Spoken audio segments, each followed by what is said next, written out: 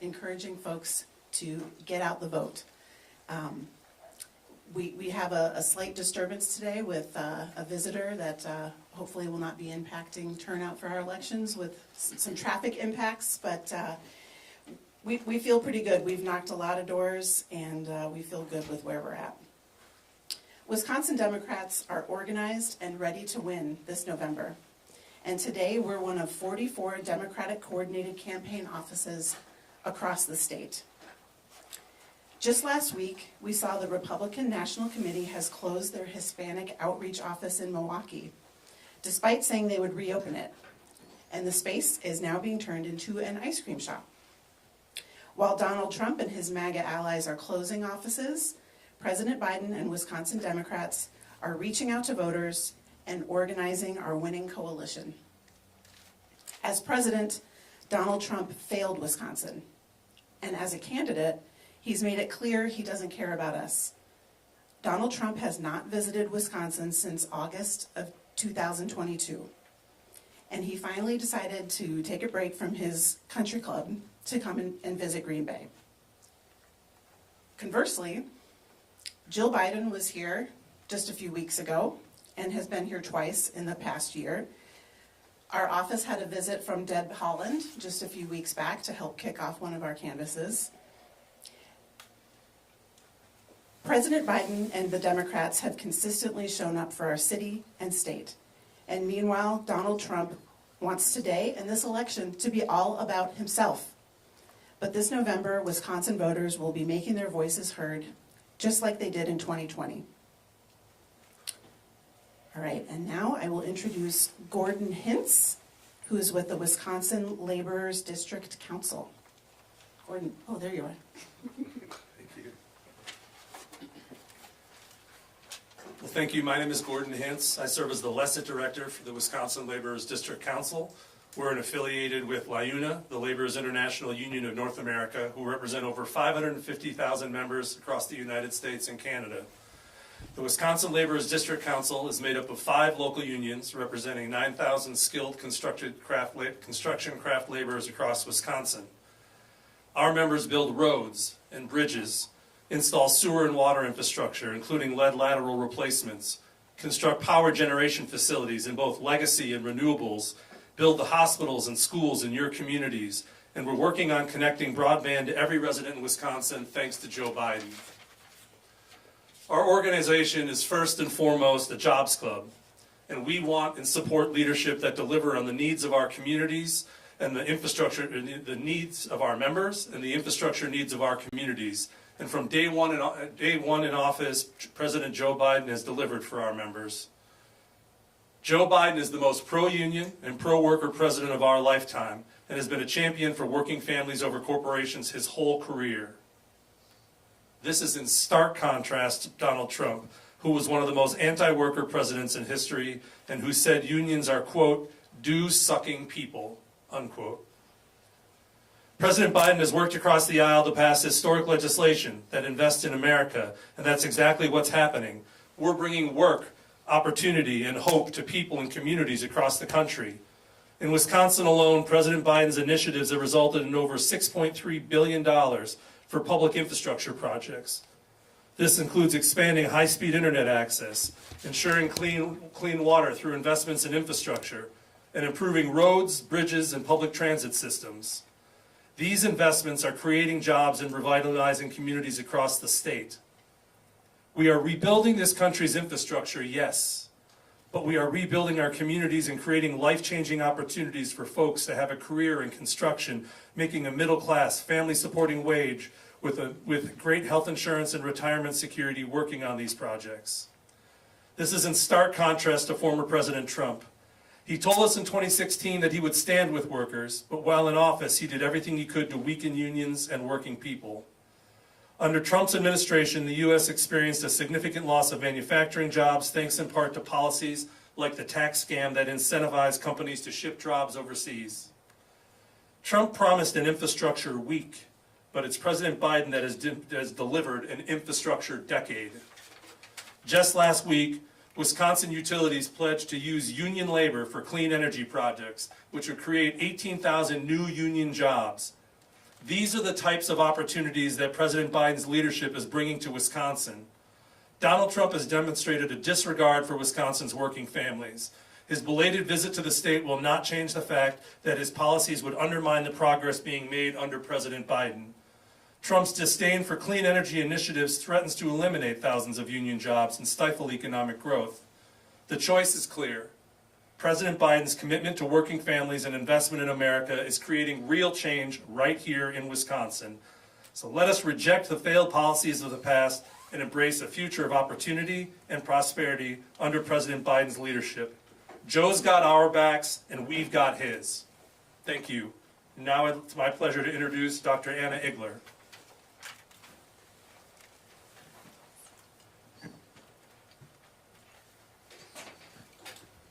My name is Dr. Anna Igler. It was back in September of 2020, and I was thrilled to be pregnant with my second child. I loved my baby the moment I saw my positive pregnancy test.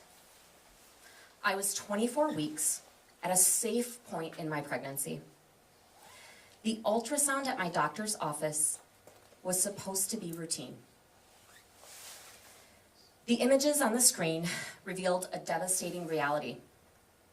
My daughter had microcephaly, a condition where the baby's head is much smaller than expected. And I knew the implications immediately. I'm an obstetrician, and I read ultrasounds every day. I had more testing that day to look for a cause. And 2 days later, my husband and I got the call that changed our lives forever. CMV, cytomegalovirus. This is a common childhood virus, and I must have had a primary infection unbeknownst to me early in my pregnancy. It's a rare cause of microcephaly.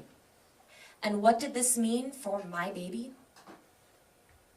My daughter's brain was severely and irreversibly damaged. No treatment could help her. Her prognosis is dismal. Severe cognitive impairment, seizures, deafness, possible blindness, and she could die in my womb. My heart was shattered. I loved and I wanted my baby. I had no good option. My husband and I made the excruciating decision to let her go, and we chose mercy. I had an abortion at 25 weeks in Colorado, a journey fraught with financial and emotional hurdles. And subsequently, when I tried to conceive again, I suffered from infertility. I underwent the long and emotional process of fertility treatments using in vitro fertilization, IVF. And I'm fortunate that it worked for me, and I had a healthy baby in 2022. My story underscores the complexity of this issue, and there are countless other stories out there like mine. Abortion is health care. Fertility treatments are health care. It's about compassion, autonomy, and the right to make decisions about our bodies.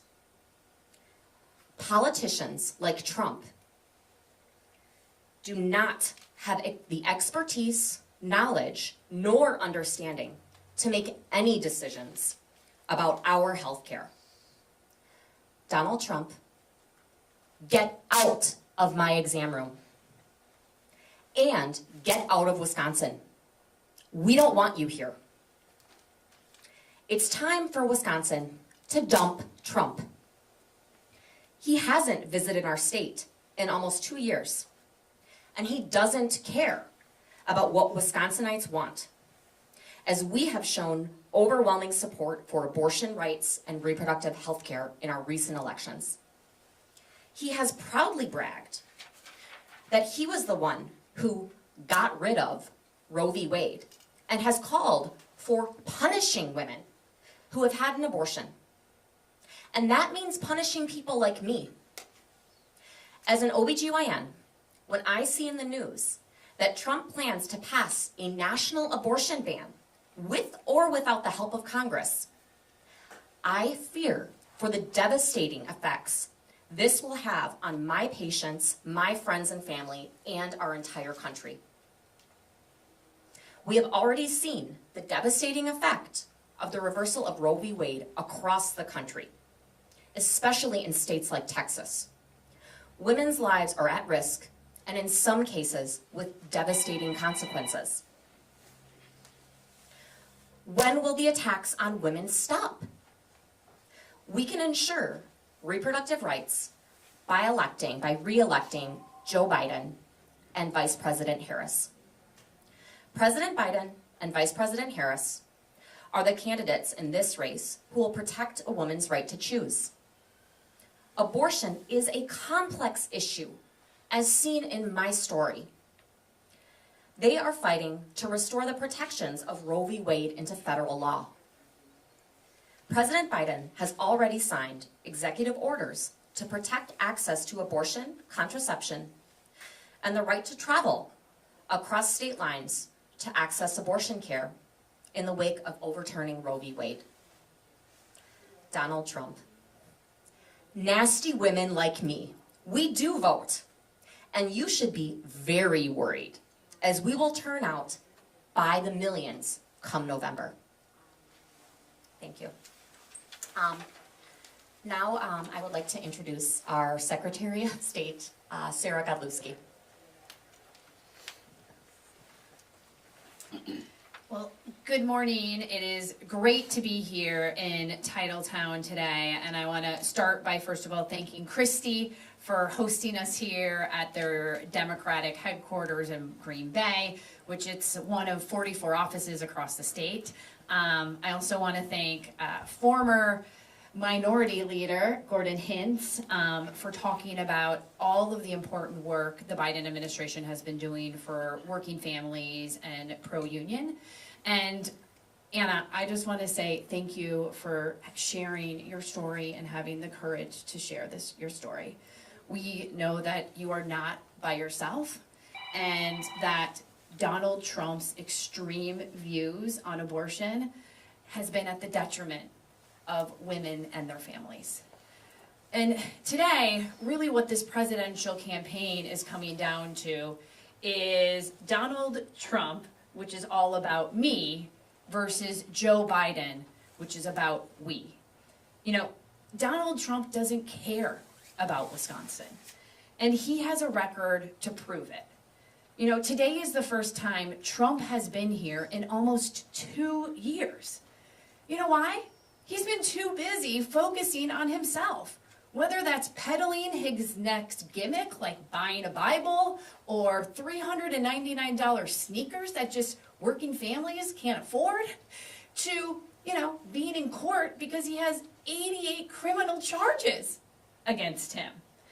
And as president, Donald Trump didn't do things for working families here in Wisconsin. Let's talk about his tax plan. You know, his tax plan provided tax breaks for the wealthy 1% in corporations, so the Amazons of the world paid basically zero in taxes. And my parents, who are retired public school teachers, paid more. That's not right. We look at his tax cuts alone, they increased the deficit by almost $2 trillion. That's not fiscally responsible. He went after the Affordable Care Act, wanting to deny over 200,000 Wisconsinites health care that they rely on. Just yesterday, Donald Trump was on a radio station talking about how the 2020 election was a hoax. He won. Once again, peddling a lie that is putting public officials, our clerks, election officials at risk. And as a woman standing here today, who now has fewer rights than my mother and my grandmother, we're not going to forget, it's because of Donald Trump. It was Donald Trump who appointed those 3 Supreme Court justices that overturned Roe v. Wade. He bragged about killing Roe and literally stacked his cabinet with anti-abortion members. I mean, they tried to repeal protections for reproductive care in the Affordable Care Act. So, look, like, he is not for Wisconsin families. And the other thing that we can't be mistaken about is that we have Eric Hovde, who has the same values that are not Wisconsin values as Donald Trump. You know, it's Eric Hovde who not only endorsed Donald Trump, but he supports overturning Roe v. Wade. He has threatened IVF treatment. He wants to repeal the Affordable Care Act. And he's talked about cutting Social Security, which is an entitlement that hardworking Wisconsinites earn and deserve. Meanwhile, we have President Biden and Senator Baldwin who are getting things done for Wisconsin and our country. Let's start with the economy. Last Friday, we saw the jobs report, and it reiterated Joe Biden's commanding economic leadership. The U.S. economy has seen 38 months of job growth. The nation's unemployment rate has been below 4% for 25 straight months. It's the longest stretch in over 50 years. And that's a result of the incredible leadership of Joe Biden and Tammy Baldwin. You know, they've passed the Inflation Reduction Act, the Infrastructure Package, the CHIPS and Science Act. You know, Joe and Tammy have prioritized Made in America policies, and now companies are investing billions of dollars right here in Wisconsin. And you know, we're seeing it in Green Bay. Recently, Georgia Pacific has committed to expanding its Green Bay plant right here. Or if we look at the infrastructure package that is fixing our roads and our bridges, because of that infrastructure package, we're actually able to address a port right here in Green Bay, and we are making a new port terminal that's cleaning up an existing coal plant, thanks to the leadership of Joe Biden. And for healthcare, President Biden and Senator Baldwin have stood up to Big Pharma. They've lowered the price of prescription drugs by giving Medicare the ability to negotiate and actually cap out-of-pocket expenses. And Joe Biden has also been very clear. Politicians should not be making our healthcare choices. And he has supported Tammy Baldwin's Women's Health Protection Act that would finally make Roe v. Wade the law of the land. Look, it's pretty simple. Joe Biden and Tammy Baldwin care about Wisconsin, have been showing up and listening. Whether it's President Biden, who's been here already 4 times, listening to Wisconsinites, to Tammy Baldwin, who has crisscrossed the state, talking about the work that she has done to deliver for our state. And then we see how Democrats have been investing in offices, in 40 offices across the entire state, because we just don't show up when it's convenient. We're a part of these communities, listening to these communities. So look, now more than ever, we know how important these elections are, but at the end of the day, it's about who is delivering for the people of Wisconsin, who's got our back, and it's Joe Biden and Tammy Baldwin. They've got our backs, they care, and they have the receipts to prove it. And with that, I will open it up to questions from the press.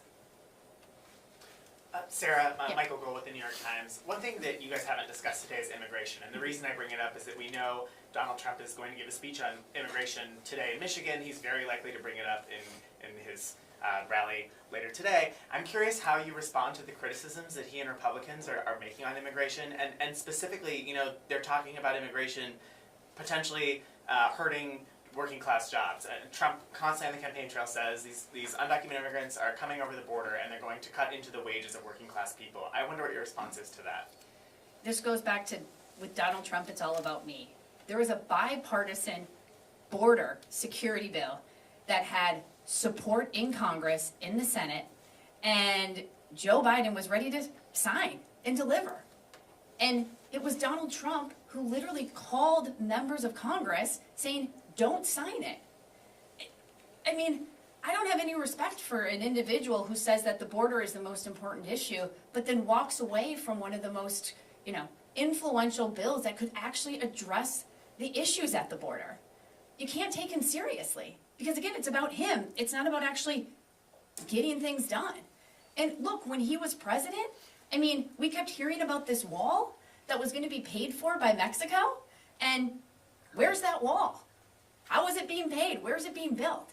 And so at the end of the day, it's who's showing up with common sense, pragmatic solutions. It's Joe Biden working across the aisle to get it done. And it was Donald Trump who interfered to stop that from happening. At the same time, polling has shown, obviously it's not reflective of this bipartisan border deal that didn't come through, but polling has shown people think Trump can better handle immigration. So how do you think Democrats can address that, heading into this year's election? I think one of the things that you're going to be seeing Democrats talk about is how we understand that we need comprehensive immigration reform. It's not just about building a wall, it's about making sure that our airways and our waterways are secure and investing in the technologies of the future to do that, which is exactly what the Biden administration has been pushing. And so that's something that we are going to continue to address and talk about, because for us it's not just rhetoric, it's reality. And we need common sense solutions to talk about and show how we are addressing it firsthand. Sabine from NBC News. How concerned are you about the organized movement to have people vote uninstructed in the primary here in Wisconsin? They've said their goal is to get 20,000 people to vote uninstructed as a protest vote against Joe Biden over his support for Israel amidst their war in Gaza, and that's about the margin that he beat Trump by here in 2020. So what's your reaction to that and their goal? Yeah, so look, what's happening in Gaza is terrible. And at the same time, we have seen what the Biden administration has done with sending humanitarian aid to Gaza, being a leader on the world stage, because this isn't a unilateral decision that Joe Biden could just make. It's working in a larger coalition. And let's not forget, it was actually President Trump who started the ban on Muslims. That was something that he pushed. And so something that President Biden has been very clear about is that he supports people's right to voice their opinion and how they want to do that. And so we will look to see how things turn out, but I can tell you that President Biden is continuing to advocate on the world stage, which is exactly what we need. Let's find Monica Thoros, Fox News. Kind of following up on Sarah's question there. How concerned are you regarding third-party candidates like RK Jr. in regards to the primary and the general coming up? If he's going to take away votes from Biden, are you concerned? I mean, what I think Wisconsin voters are going to look at the end of the day is who's actually going to be there and deliver. And President Biden has those receipts, whether it's the infrastructure package, the Inflation Reduction Act, the CHIPS Act. I mean, we can go on and on and on, and that's what matters to Wisconsinites. We hear all the time about the infighting that is happening for Washington and not getting anything done. But with President Biden, he has gotten so many important things done that we are seeing firsthand here in Wisconsin. Whether I mentioned the Green Bay port that is now building a new terminal and also addressing the existing remnants of a coal plant, I mean, that matters to families here. To Georgia Pacific expanding operations here in Green Bay, those are jobs. And so we're going to continue to focus on results and delivering, because that's what people care about. Enough of the rhetoric. We just want to see the receipts. Any other questions? I have one more, if that's okay.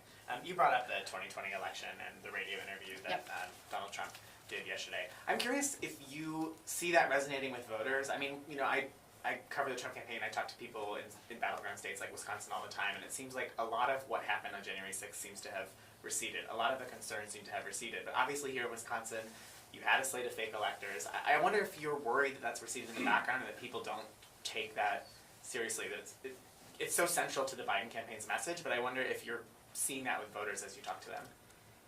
Yeah, I mean, I will tell you, whether it's voters or election officials, they are, I was talking to election officials recently and the threats and harassment that they are facing. These individuals are not only cornerstones of our communities, but they are neighbors and friends of voters for Wisconsin. And so the more he continues to perpetuate lies, I mean, his lies have consequences. And it's something that we have seen, but we're going to continue to stand up and tell the truth.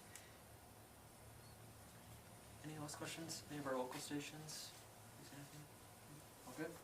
Perfect. Thanks, everybody. Thanks, everyone. Thank you.